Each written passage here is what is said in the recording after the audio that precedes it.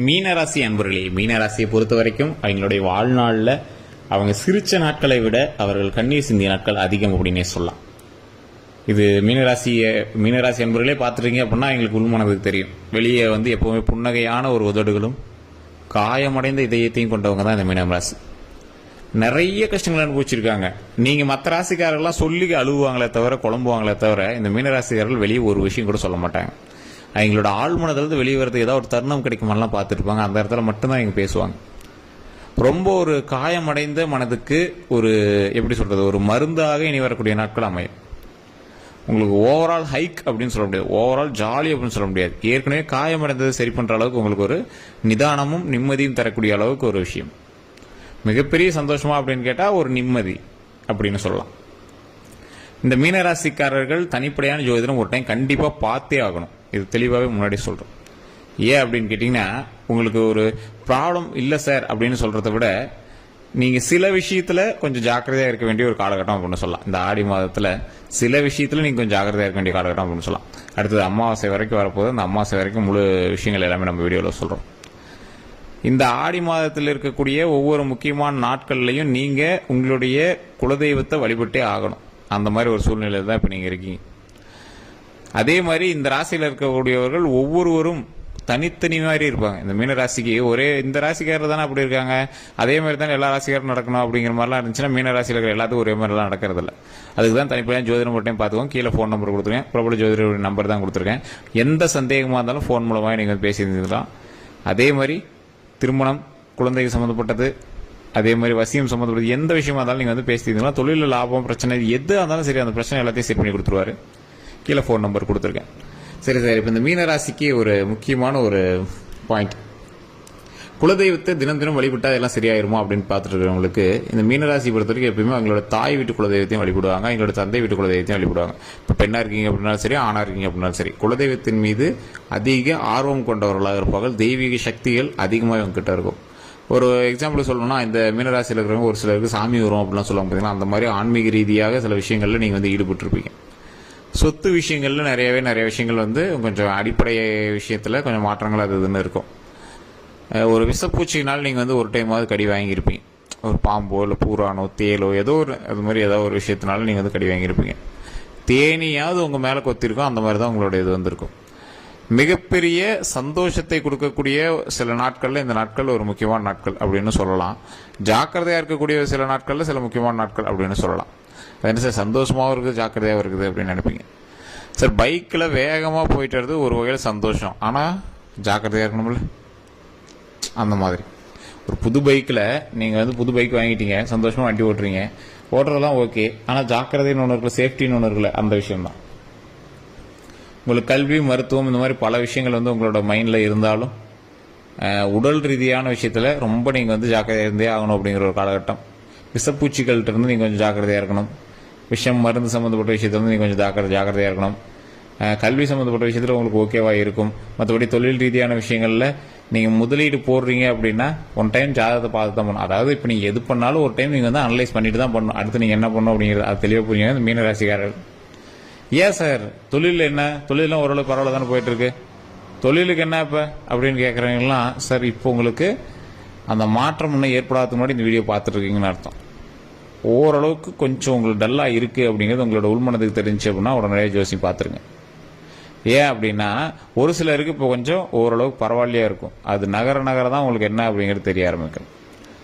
மிகப்பெரிய நன்மைகளும் மிகப்பெரிய வெற்றிகளும் காத்து கொண்டு இருக்கிறது. ஆனால் அதற்கான நாட்களை தேடி கொண்டு இருக்கிறீர்கள் நீங்கள்.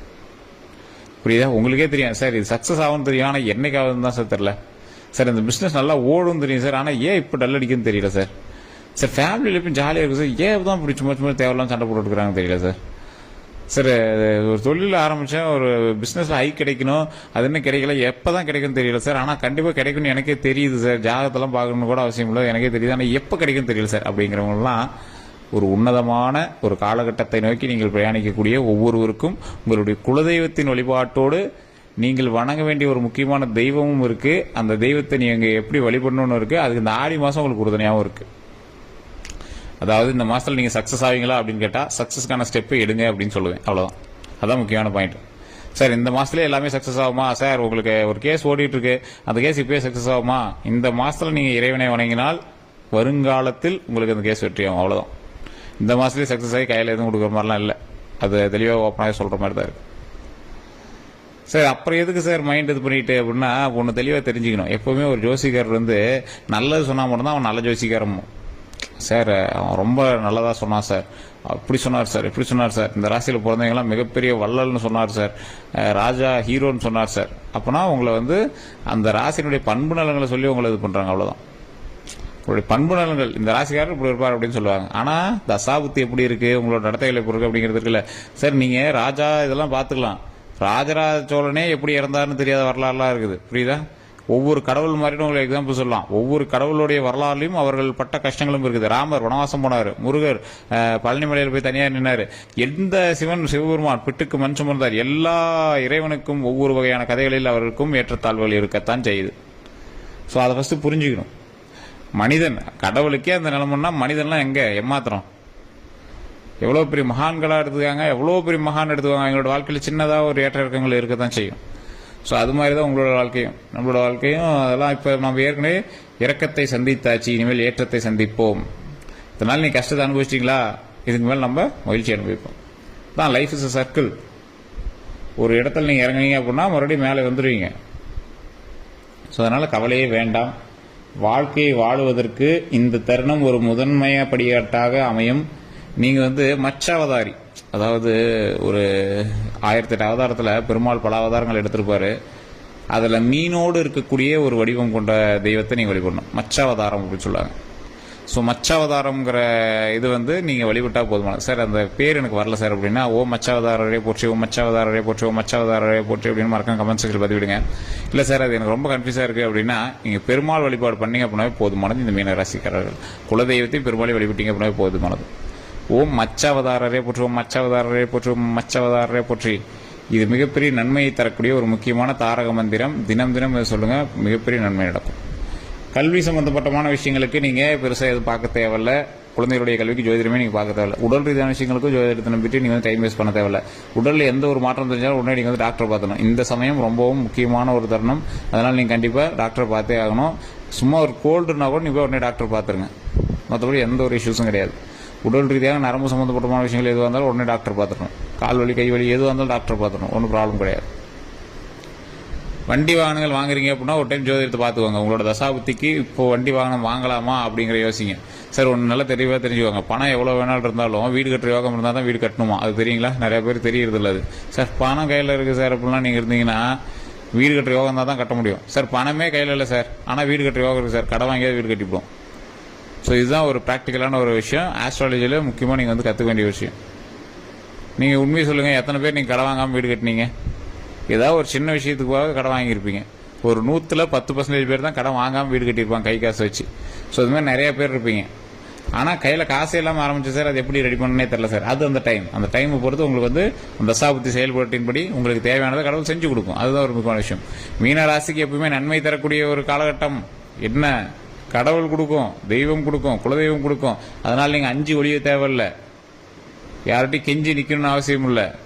முன்னாடி நீங்க மிஞ்சி போனாவே சஞ்சனங்கள் ஓடிவிடும், வெற்றி நம்மை தேடி வரும். ஓகேவா? இதுதான் மீனராசிக்கு ஒரு முக்கியமான விஷயம். நிறைய பேருக்கு தெரியறதில்ல. மீனராசிக்காரர்கள் மற்ற போய் கெஞ்சிடும் அப்படிலாம் ஒண்ணுமே கிடையாது. குறிப்பிட்ட காலம் வந்தா உங்ககிட்ட எல்லாம் கெஞ்சுவாங்க, அந்த அளவுக்கு நீங்க பெரிய ஆளு. ஸோ குலதெய்வ வழிபாடு கண்டிப்பா பண்ணுங்க, மச்சாவதார வழிபாடு கண்டிப்பா பண்ணுங்க. முடிஞ்சா ஒரு 4 பேருக்கு சாப்பாடு வாங்கி கொடுங்க. இது எல்லா ராசிக்காருக்கும் நான் சொல்றது தான். இந்த ராசிக்காரருக்கு நான் சேர்த்தே சொல்றேன். ஒரு 4 பேருக்காவது முடிஞ்சா சாப்பாடு வாங்கி கொடுங்க. தயிர் சோறோ, தக்காளி சோறோ, லெமன் சோறோ, எலுமிச்சை சோறோ, ஏதோ ஒன்று, புளி சோறோ ஏதோ ஒன்று வாங்கி ஒரு சின்னதாக ஒரு கரண்டியில் எடுத்து ஒரு கப்பில் போட்டால் கொடுங்க, நீங்கள் சாப்பிட்டோம். இதெல்லாம் மிகப்பெரிய நன்மை நடக்கும். இந்த ஆடி மாதம் உங்களுக்கு மிகப்பெரிய நன்மையாக கிடைக்கும்.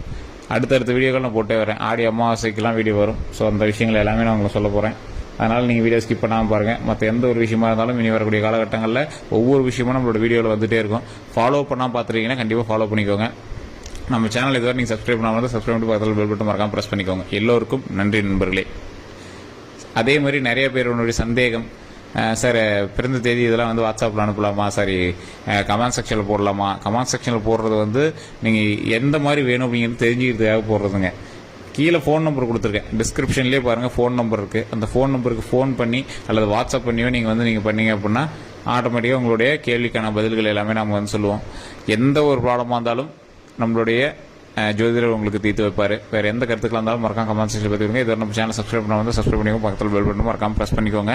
ஃபேஸ்புக்கில் பார்த்தீங்கன்னா ஃபாலோ பண்ணிக்கோங்க. எல்லோரும் நன்றி நண்பர்களே.